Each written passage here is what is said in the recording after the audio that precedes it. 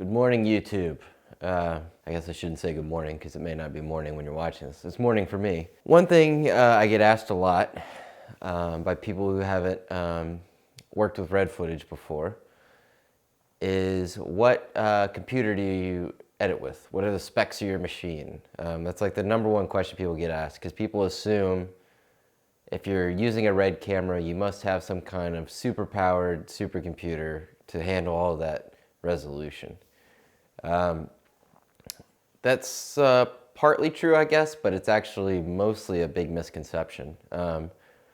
Most laptops from the last 3 or 4 years can cut red footage. I think the main reason people think red footage is hard to work with is because it's higher resolution than most other cameras. So the very bottom level camera is 4.5K, then the Scarlett's 5K, the Dragon's 6K, and now they got the 8K helium. So people assume, okay, you're going all this massive resolution. If you've only edited 4K iPhone or GoPro footage, then you're like, geez, that's really gonna bog your system down.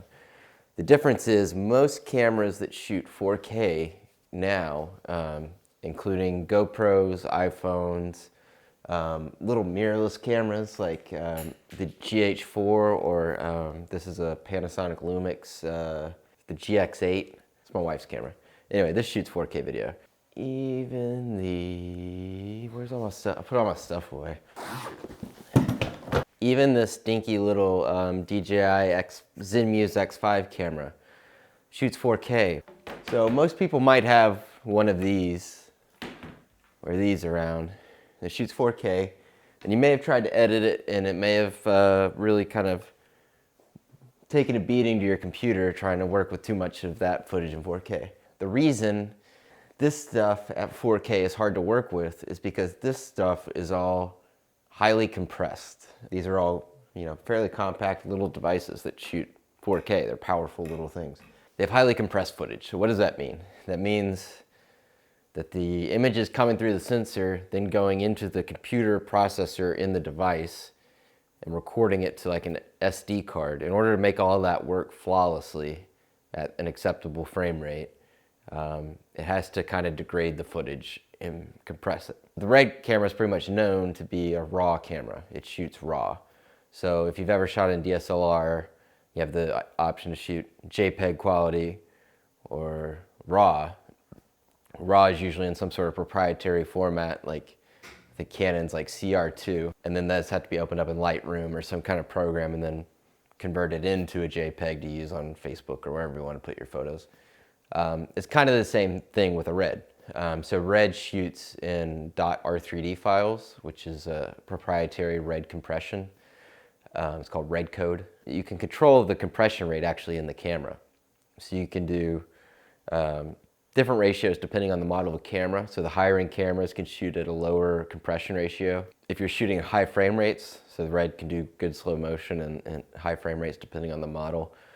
So if I'm shooting at like 100 frames per second, the compression ratio has to adjust accordingly. So basically everything comes down to a trade-off. So if you want to shoot high speed, you gotta compress it more. Or you may have to drop the resolution down. That's kind of how the red dynamic works. And it's kind of true when talking about these cameras as well. Like if you have an iPhone, you've probably tried to shoot slow motion or something where you had to drop it down to HD or 720p quality to get like really smooth slow-mo. It's the same idea. Basically, all these things are computers, and in order to do more of one thing, you have to take resources away from another thing. And so in order for all these smaller devices to shoot 4K, the trade-off there is they compress the footage. Now, what does that mean in the editing side of things?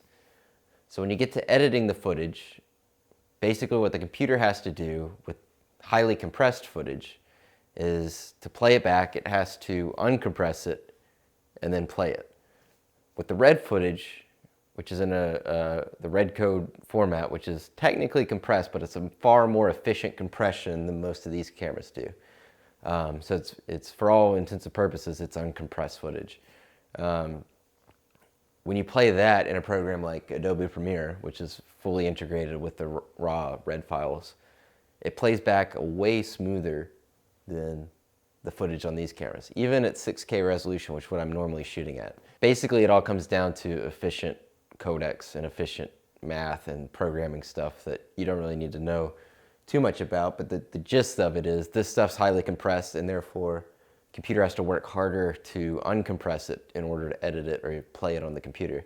Red footage is less compressed, and therefore even at higher resolutions like 6K footage, it will actually play back a lot smoother on my system than this stuff. I figured all this out because a close friend of mine bought a GH4 and was doing a lot of YouTube videos. He was talking about how much it was bogging down his computer.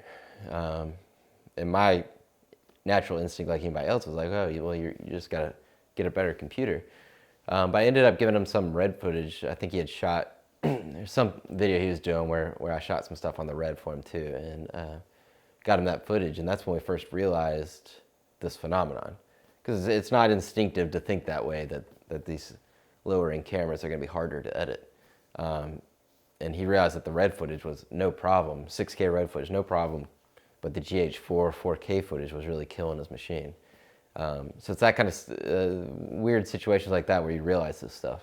So at the end of the day, the point is, you know, while it's good to have a beefy computer, if possible, to edit with, if you're coming from a GH4 and you're able to edit that fine on your machine, odds are that machine will have no problem editing red footage.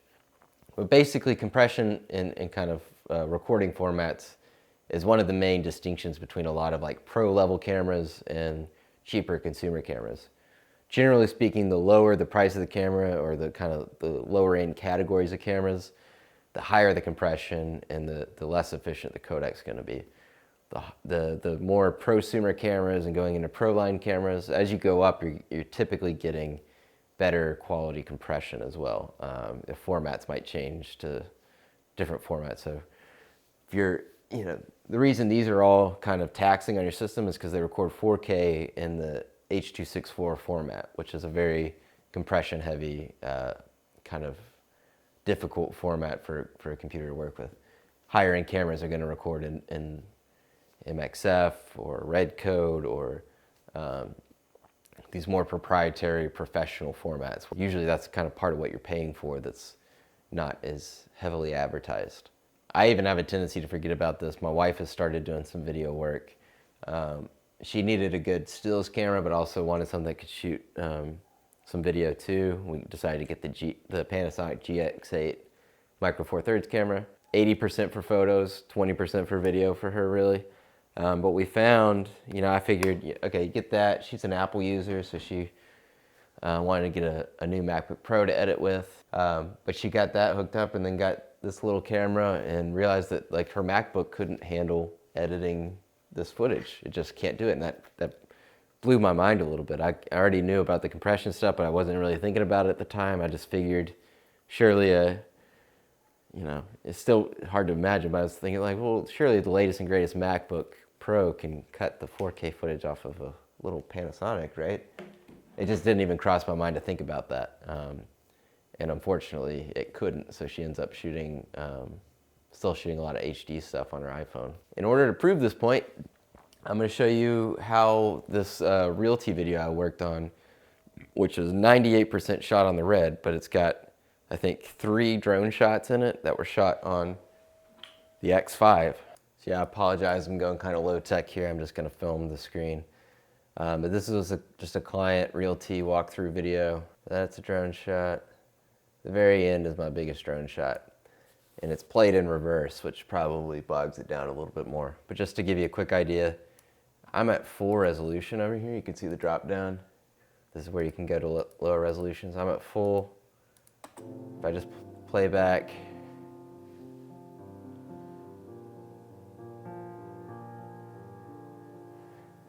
it's fairly smooth. This is even with titles. This is at full 6K resolution on my system. A little choppy, but for the most part, certainly usable.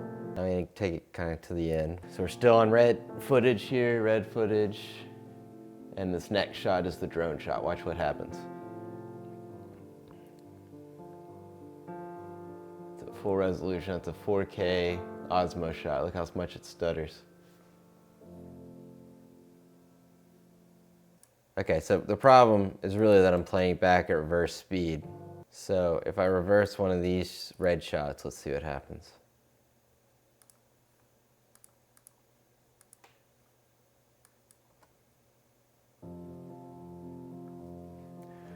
This is a reversed red shot, full 6K resolution. No problem. Here's a reversed Osmo shot. Pretty much kills my computer. Again, reversed red, no big deal. Best thing to do is just to get your hands on some red footage and play with it. You'd probably be pretty surprised at how well your system can handle it. It's really just a pretty common misconception that red footage is difficult to work with. It's really actually in a lot of cases easier. I don't have like a really shitty computer to test it on to show you. I guess I could show you my laptop, but kind of lazy and just rather you just take my word for it. It is possible to edit on my laptop. Really what it ends up coming down to, and I have to explain this to a lot of people I work with sometimes too, is that the main thing that slows down red editing is hard drive speed. I have to kind of yell at my friends that use like the portable, like self-powered hard drives that don't have to plug into the wall. Because a lot of those ultra portable drives are very slow. They're really bad for editing red footage. I always tell people at least put it, if you have the space on your computer for just one project, it's best to offload on, especially if it's got an SSD drive. It's best to copy it onto there and edit from that drive. Worst case, use just your normal kind of plug-in USB 3 hard drives. These are at least faster than the super portable ones. I've edited plenty of projects just over USB 3 with red and it's fine. That's normally the bottleneck that people run into. So if you're editing off like a thumb drive or just like a ultra portable mini USB drive, that's why it's slow. Because the red footage is a lot of data. Is because it's raw and because it's high resolution, it's a lot of information. The files are big. I have a 512 gigabyte card just for my camera to record day-to-day stuff. So I've got terabytes and terabytes. I've probably in 5 years have recorded probably over 50 terabytes worth of red footage. It does eat up data. Whereas, you know, this stuff, because it's so heavily compressed, you can get 4K and the files aren't so massive that it fills up your phone in 2 seconds. It does fill up your phone fast, but relatively speaking, because that stuff's so compressed, it is smaller files. So it's harder to edit, but it's smaller files. It's easier for these devices to record it. So that's kind of why that is what it is. That's the trade-off. And then the trade-off with red is that, oh, it's easy to record. It's lots of information. It's beautiful footage, but it does eat up a lot of data. So that's your trade-off. And to make sure that your editing experience is smooth, you have to make sure that that data bottleneck is wide open. It's about how quickly can you get all that information that's in a red file to the computer, rather than how quickly or how best the computer can process that information. It can process it fairly well, it just needs to move it around faster. That's kind of my layman explanation for how that works. Hopefully that makes sense. So anyway, I hope that answers some questions about how red footage works. I know this is a very basic explanation, but really just, you know, don't be afraid of it. It's not, the files are big, but aside from that, it's really easy to edit red footage. So give it a shot. Hopefully some of this stuff is informative. Feel free to ask me some questions. Pretty good about responding. And you know, subscribe to our channel. Let me know what else you want to know, and I'll try to talk about it or show you or whatever.